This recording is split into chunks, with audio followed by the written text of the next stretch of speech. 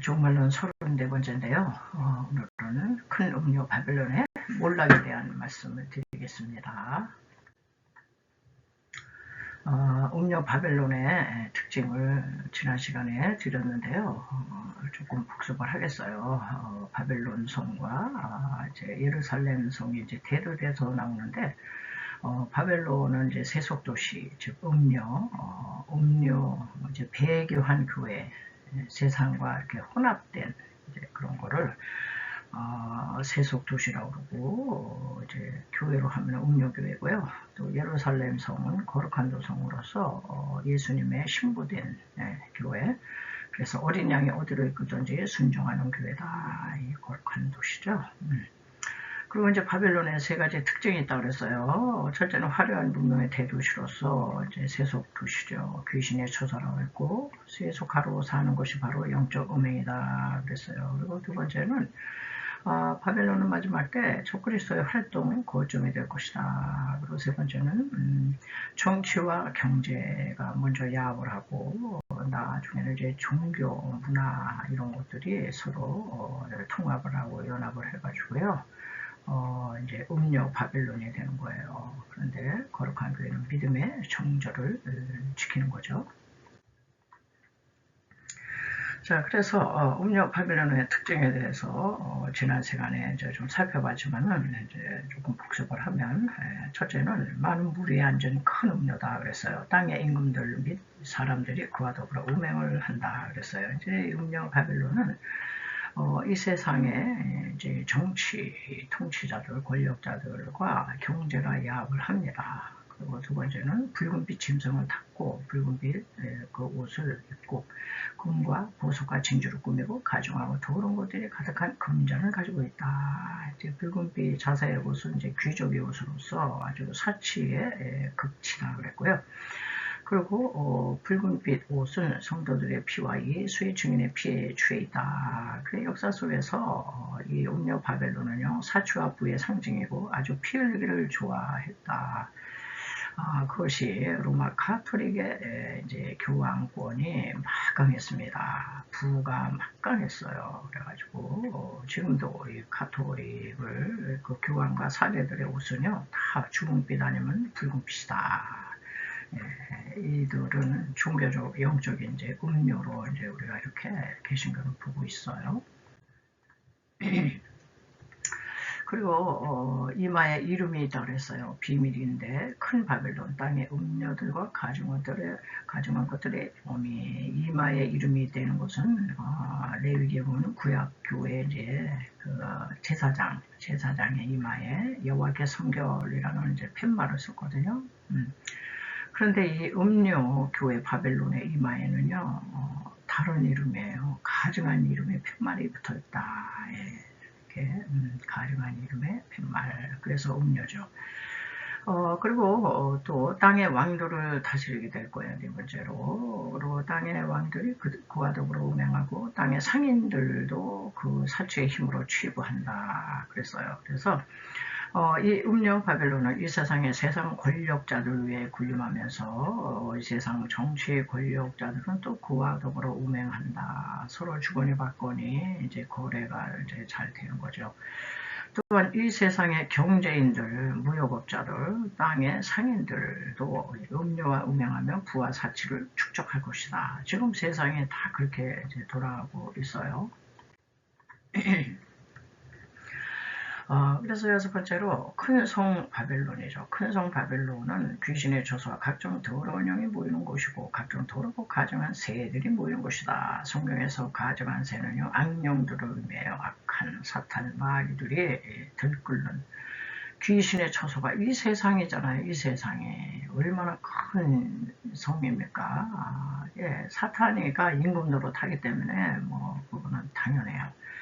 자, 그래서 이 세상은 사탄 마귀의 지배하에 있기 때문에 모든 정치, 경제, 문화, 종교, 뭐 하여튼 모든 시스템 속에 다 반하나님적 사상과 이론과 이데올로기와 뭐 이런 것들이 들어있기 때문에 귀신의 처소와 더러운 영이 모이는 곳이 되고 말았어요. 그래서 우리는 세상적으로 살면요, 우리는 영적으로 음료 바벨론이 되는 거예요. 그래서 우리 기독교인의 할 일은 계시록 18장 4절 또 내가 들으니 내 백성아 거기서 나오라는 거예요. 세상에서 나와 그의 주에 참여하지 말고 그의 받을 재앙들을 받지 말라. 세속화로 살면 음녀 바벨론이 받게 될 그 모든 재앙을 받게 될 것이기 때문에 그래요.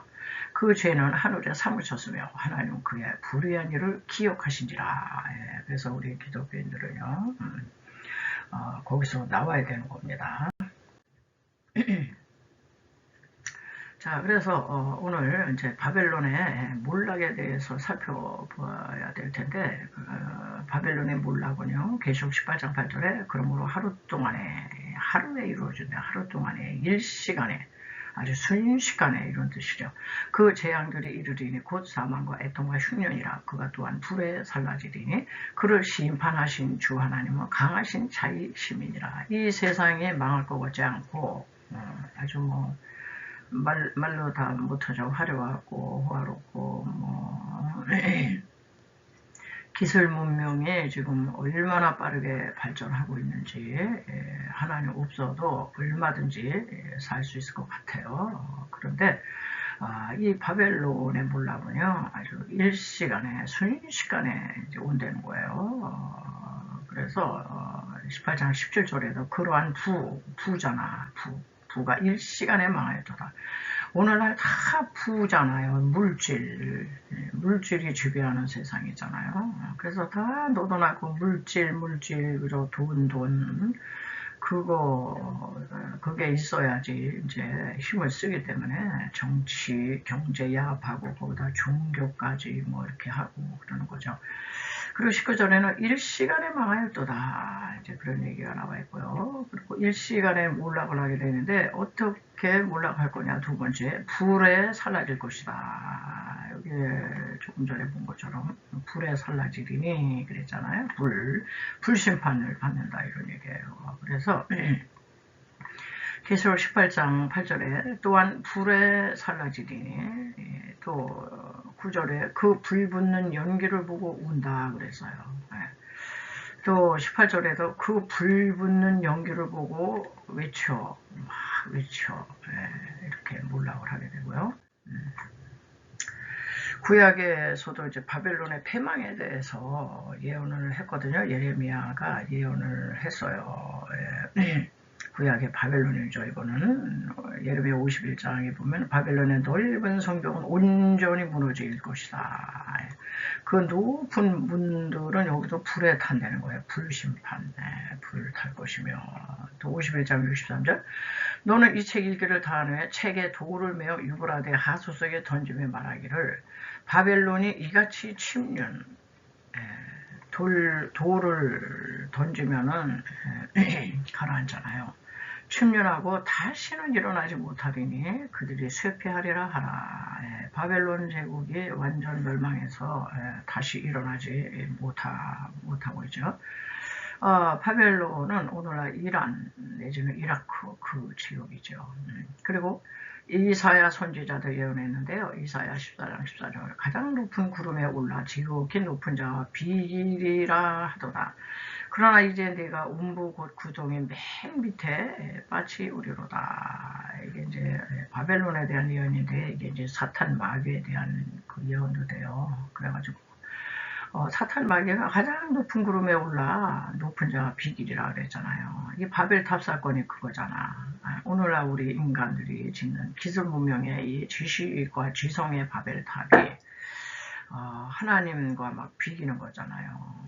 우리 하나님 없어도 얼마든지 살아내 이렇게. 그리고 음녀 바벨론의 몰락인데요. 심판의 내용을 알아보면요. 왜 이렇게 심판을 받느냐. 첫째는요. 너무나 사치용화가 크게 달았어요. 먹는 게 다 금잔이잖아. 붉은 옷, 또 자색 옷, 아주 고가품의 오늘날 명품. 사치와 영화를 누린 만큼 그만큼 너희들에게 고난과 애통으로 갚겠다. 고난이 닥치고 애통할 수밖에 없다 이런 얘기죠.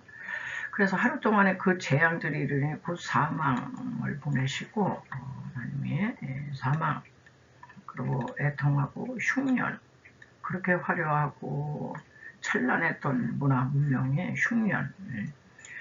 그리고 두 번째, 함께 음행한 동역자들, 이제 공범자들이죠. 함께 음행에 참가했던 땅의 왕들, 세력가들, 정치인들, 왕들, 대통령, 수상, 뭐 이런 정치인들도 울고 가슴을 친다는 거예요.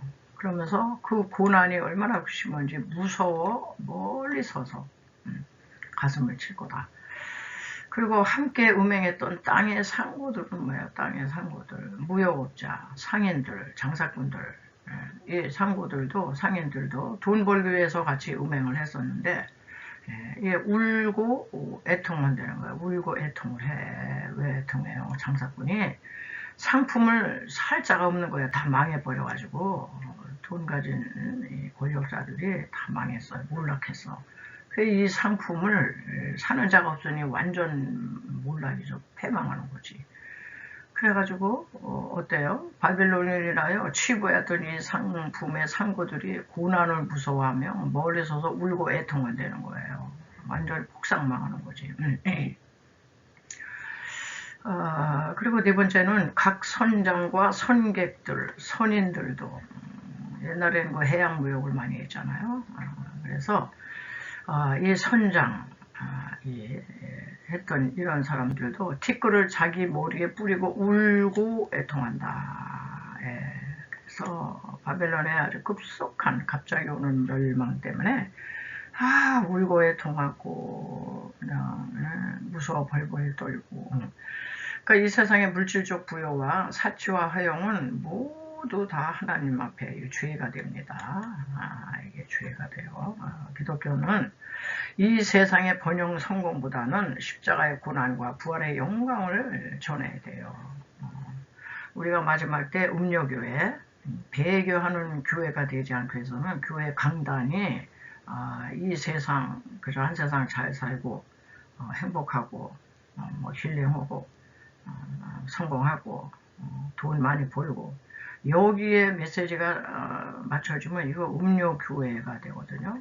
우리는 십자가를 절대 잊으면 안 돼요. 십자가의 고난과 고난을 통과한 후에 부활의 영광의 찬란함을 균형 있게 우리가 전해야 된다. 이렇게 또 말할 수 있겠어요. 자, 오늘날 세상의 상태를 보면은 어떨까요? 계시록의 이 바벨론은 이제 세상을 상징하기도 하고 또 종교적으로 혼합한 이제 그 영적인 음료도 또 되는 거예요. 이 바벨론은 하나님을 믿지도 않아요. 뭐 그렇게 뭐 부유하고 뭐 대단한데 믿지도 않고 하나님 없이 살아가면서도 하나님을 대적하는 모든 사람들의 이 정치, 경제, 사회, 문화, 종교 등의 이제 모든 시스템, 이거를 이제 말하는 거거든요. 바벨론.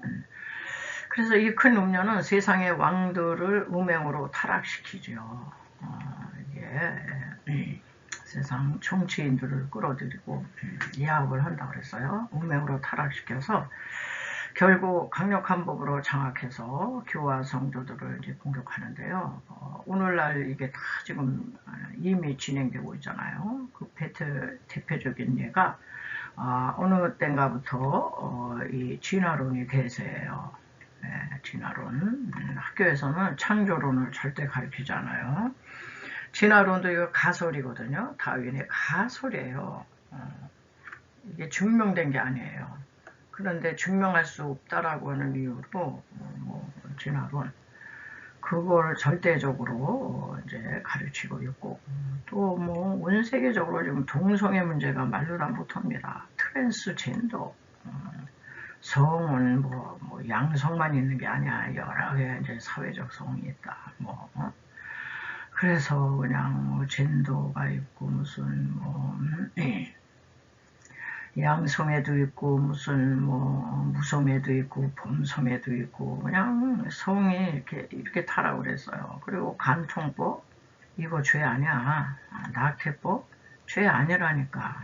이거 다 폐지. 이렇게 됐어요. 또한 이 음료는 세상의 사람들을 이런 음행의 포도주를 마시게 해서 취해 있어요. 오늘날 많은 사람들이요. 그 전에 동성애라는 말도 없었고 동성애 얘기를 하면은요 아주 끔찍하다고 그랬는데 오늘날 많은 사람들은 동성애 옹호하는 단체, 퀴어 축제 무슨 동성애는 성적 자기 취향이야 막 이렇게 돼가지고요 동성애 문제에 대해서 사람들이요 그냥 뭐 그렇게 반대까지 할 건 없지요. 자기들 뭐 좋아서 그러는 건데 그냥 내두세요. 이렇게 가고 있어요. 이게 운명의 포도주에 물든 거야 이게 다. 이런 건 내버려 두면요 세상은 몰락합니다. 자 이렇게 하나님의 말씀에 어긋나는 모든 것이 운명의 포도주거든요. 사실. 즉 세속화의 물결에 저항하지 않고 그대로 순종하면서 사는 것이 엄밀한 의미에서는 이게 운명의 포도주를 마시는 것과 똑같아. 성경이 얘기를 하잖아요. 야고보서 4장 4절에 가늠하는 여자들이요 세상과 벗 때문에 하나님과 원수됨을 알지 못하느냐. 우리는 세상과 절대 벗삼으면 안 돼요. 세상 가치 기준에 no라고 말할 수 있어야 되고 대적을 해야 되는 거예요. 그러니까는 뭐 십자가 달리고 뭐 교회가 크다 그래서 교회라 할지라도 세속적인 가치관을 더 우선적으로 할 때 그 교회는요 주님 보실 땐 배교 교회가 되는 거예요. 이런 게 말세 음료 교회가 된다. 뭐 로마 카톨릭만 음료 교회가 아니에요. 이런 세속 가치를 이렇게 그냥 거기에 순응하고 그대로 살고 이러는 거는 배교교회다 이렇게 보는 겁니다.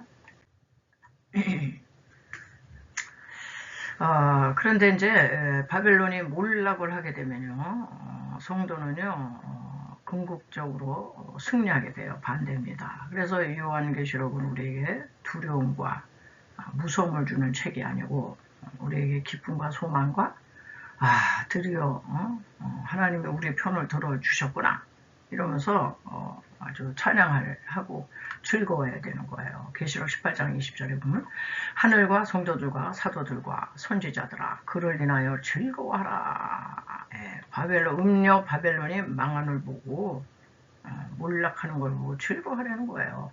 하나님의 너희를 신원하시는 심판을 그에게 하셨습니다 하더라. 그러니까 세상이 심판받는 것은 성도에게는 이제 구원이고 축복이죠. 승리예요. 이에 한 힘센 천사가 큰 맷돌 같은 돌을 들어 바다에 던져 가로되 큰 성 바벨론이 이같이 몹시 떨어져 결코 다시 보이지 아니하리로다. 음녀 바벨론이 다시는 못 일어나도록 하나님께서 큰 그 샘플로 보여주는 거죠. 큰 메탈 같은 돌을 바다에 그냥 던지는 거예요. 그 돌이 다시 떠오르겠어요? 결코 다시 보이지 않겠다. 그러면서 계시록 18장 24절에 선지자들과 성도들과 및 땅 위에서 죽임을 당한 모든 자 순교의 피 자의 피가 이 성 중에서 보였느니라 하더라. 그래서 환란 때에 대환란에 들어간 환란 성도 환란 당한 교회는요 이제 하나님이 순교잖아요.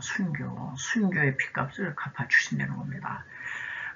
이 믿음을 지키다가 순교한 순교자들의 이 호소가 계시록 6장 10절에 우리가 먼저 다뤘죠. 이제 다섯째 인을 떼실 때에 이 얘기가 나오고 있어요. 하나님의 말씀과 저희의 가진 증거를 인하여 죽임을 당한 영혼들이 순교했다는 거죠. 제단 아래에서 큰 소리로 참되신 대주제요.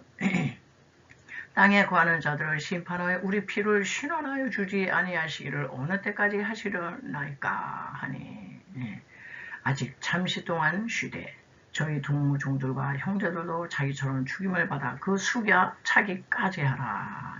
순교의 숫자가 있나 봐요. 하나님만이 하시는. 그래서 순교의 숫자가 차기까지 잠시 기다려라. 내가 철저히 갚아주겠다. 이제 이런 얘기죠. 그래서 이제 음녀 바벨론이 어떻게 몰락하느냐면 이 짐승에 의해 몰락합니다. 계시록 18장 16절에 보면요. 하늘과 내가 본 바 이 열불과 짐승이 이 음녀를 미워하여 망하게 하고 벌거벗게 하고 그 살을 먹고 불심판 불로 아주 사르리라. 하나님이 자기 뜻대로 할 마음을 저에게 주사 한 뜻을 이루게 하시고 저희 나라를 그 짐승에게 주게 하시되 하나님 말씀이 응하기까지 하심이니라. 여기서 나오는 열불과 이제 짐승의 음녀를 미워한다 해서 음녀, 바벨론 음녀를 미워해서요. 이제 불로 아주 사르고 심판을 하는데 이게 하나님이 하시는 일이다 이런 얘기예요. 한때는 이제 음녀 바벨론과 짐승이 야합을 했죠. 음녀 바벨론과 짐승이 이제 정치 권력과 경제 권력으로 야합을 하고 거기다 종교까지 통합을 했고 오늘날 문화는요 다 이 사탄의 문화예요. 이런 걸로 서로의 이익을 위해서 동맹하고 연합을 했으나 이제는 종교 통합까지 이르게 될 때 이 짐승은 이빨을 드러내죠. 여기서 나오는 짐승은 이제 적그리스도를 얘기하는 거죠. 짐승은 발톱을 드러내면서 이제 음녀 바벨론 다 써먹었어. 그러니까 너네 토사구팽. 이제 너가 죽을 차례다 이런 뜻이죠. 그래서 음녀 바벨론을 공격하여 이제 무너뜨리게 돼요. 어제의 동지가 오늘의 적이 되고 이렇게. 그 열불 중에 이제 적그리스도가 이제 딱 등장을 해가지고 강력한 세계 대통령의 권세를 가지고 원월드 무브먼트 세계 단일 정부의 대통령이 딱 이제 등장하고 종교 통합체를 이룬 음녀 바벨론을 이제 몰락을 시키고 그 위에 원월드 릴리전 단일 종교 적그리스도 나만이 신이야 나를 섬겨라 단일 종교를 선포하면서 자신이 이제 경배를 받게 될 거죠.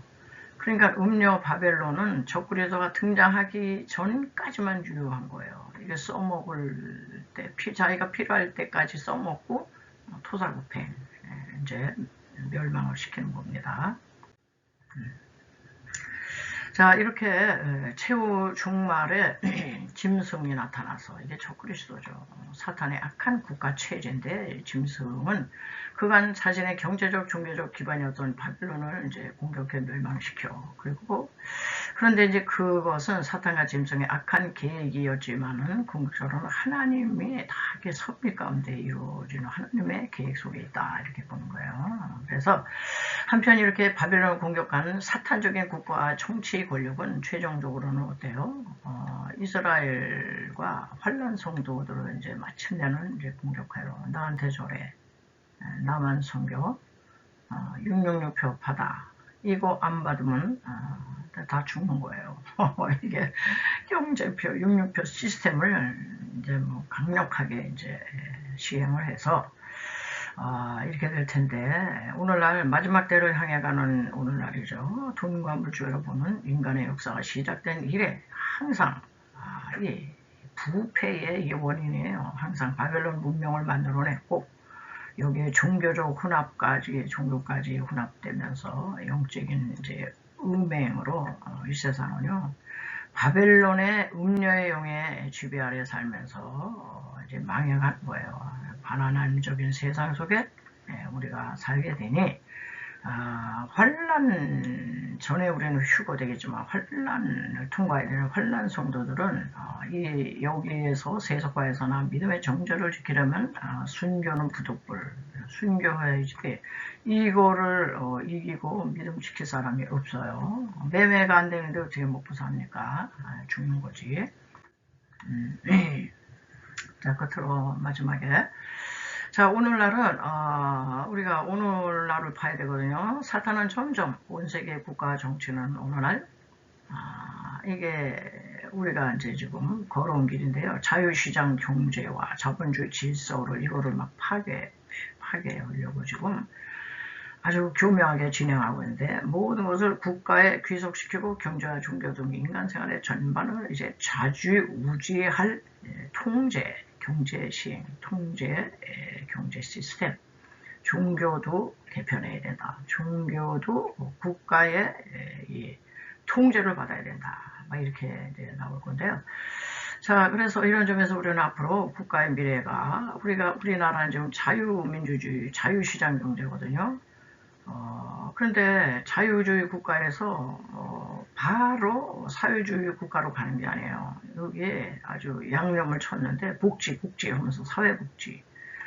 복지국가에 대해 복지해야 돼. 복지가 나쁜 게 아닌데.